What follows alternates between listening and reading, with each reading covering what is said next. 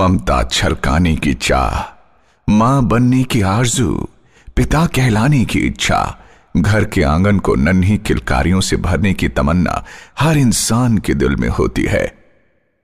कहते हैं दुनिया में जितनी भी खुशियां हैं सब फीकी हैं औलाद के सुख के आगे।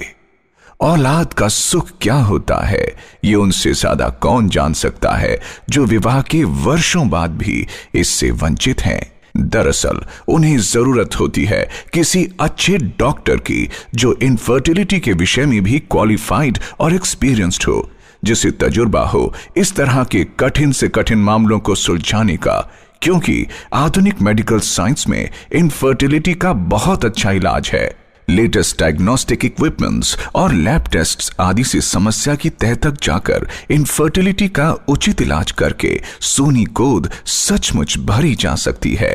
इसी विषय पर और जानिए डॉक्टर सुमिता सोफत से, जो खुद भी एक सफल, अनुभवी और वरिष्ठ डॉक्टर हैं। इनफर्टिलिटी के इलाज में एक एक्सपर्ट हैं। आज से कुछ वर्ष पहले बांझपन को अभिशाप माना जाता था, पर अब विज्ञान ने इतनी तरक्की कर ली है कि निसंतान जोड़ा भी संतान सुख की प्राप्ति कर सकता है।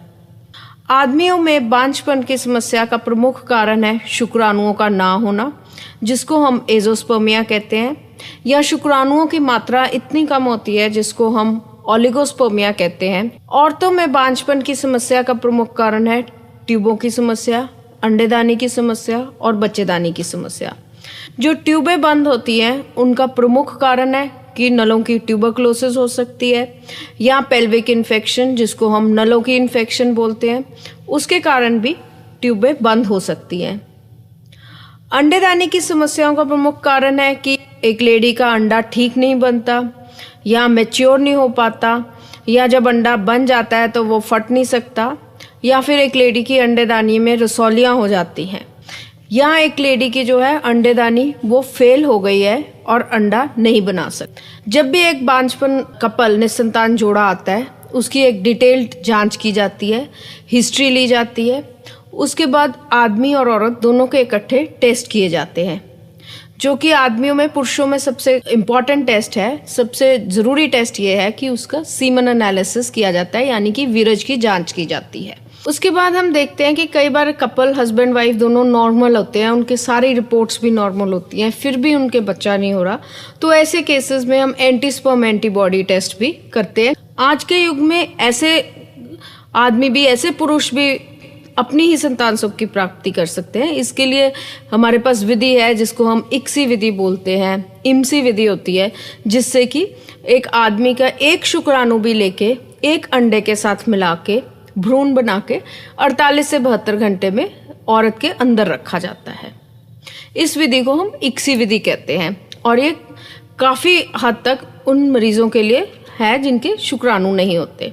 जिन औरतों में ट्यूबें बंद हैं, या कोई ट्यूबों की समस्या है, या बहुत देर से उनके बच्चा नहीं हो रहा, उम्र ज़्यादा हो गई है, वेट नहीं कर सकते, ऐसे केसेस में हम टेस्ट ट्यूब बेबी की विधि भी अपना सकते हैं। इस विधि में हम एक लेडी के अंडे बनाते हैं, और जब अंडे बन जाते हैं वो अल्ट्रासाउंड के ज़रिए बाहर निकाल लिए जाते हैं, और फिर हम लेबोरेटरी में भ्रूण तैयार करके लेडी की बच्चेदानी में भ्रूण रख देते हैं। जिन औरतों के अपने अंडे ही नहीं बनते, जिनकी अंडेदानियाँ ही फेल हो गई हैं, या जिनको कभी माहवारी नहीं आई, या जिनकी उम्र ज़्यादा हो गई है, जो मेनोपॉज हो गया है, जिनकी माहवारी बंद हो गई है, ऐसे केसेस के लिए अंडा बैंक भी आता है, जिसमें से हम अंडा लेके उनके हस्बैंड्स के, उनके आदमी के शुक्राणु लेके बच्चा बना के भ्रूण तैयार करके लेडी के अंदर रख सकते हैं।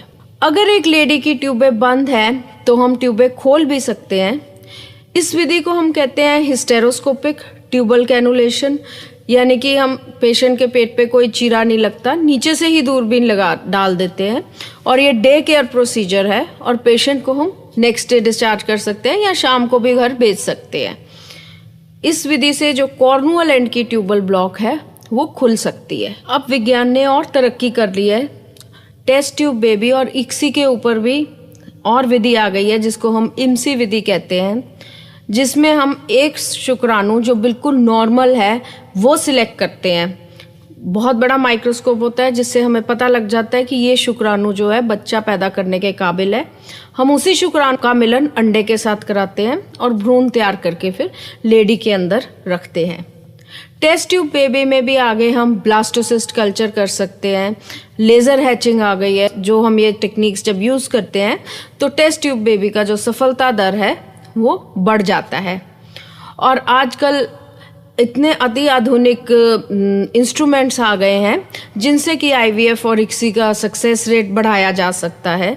जैसे कि ट्रिपल गैस इनक्यूबेटर आ गया है जिससे कि जो भ्रूण बनने की क्षमता है वो बढ़ जाती है और अल्टीमेटली जो सक्सेस रेट है वो बढ़ जाता है। जिन लेडीज़ की बच्चेदानी ही नहीं है या किसी भी हादसे के कारण उनकी बच्चेदानी निकाल दी गई है तो ऐसे केसेस में हम सरोगेसी भी यूज़ कर सकते हैं, जिसको हम किराए की कोख कहते हैं। ऐसे केसेस में एक लेडी है जो एक कपल के लिए 9 मंथ्स तक बच्चा अपने पेट में कैरी करती है। इसमें जो शुक्राणु हैं वो हस्बैंड के होते हैं और जो अंडा है हम लेडी का अपना भी ले सकते हैं, यानी कि जिस लेडी के बच्चा नहीं हो रहा, जिसकी यूट्रस नहीं है, उसका भी ले सकते हैं अगर उसकी अंडेदानियाँ ठीक है।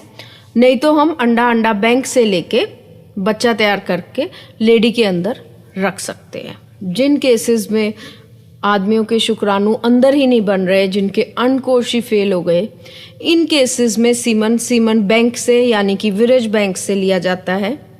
ये सीमन भिन्न भिन्न बीमारियों के लिए टेस्टेड होता है और इसमें हम hair colour, blood group, skin colour, height, weight, physical characteristics सारे मिलाकर जो शुक्राणु है वो लेडी के अंदर डाल सकते हैं। सीमन बैंक उन पेशेंट्स के लिए भी बहुत फ़ायदेमंद है जिनके हस्बैंड्स बाहर पोस्टेड हैं, आर्मी में हैं और वो बार बार अपना वीरज देने के लिए नहीं आ सकते। तो हम एक ही बार जो वीरज लेके उसको स्टोर कर लेते हैं ताकि जब भी पेशेंट हमारे पास ट्रीटमेंट के लिए आए तो हम वो सीमन यूज़ कर सकें।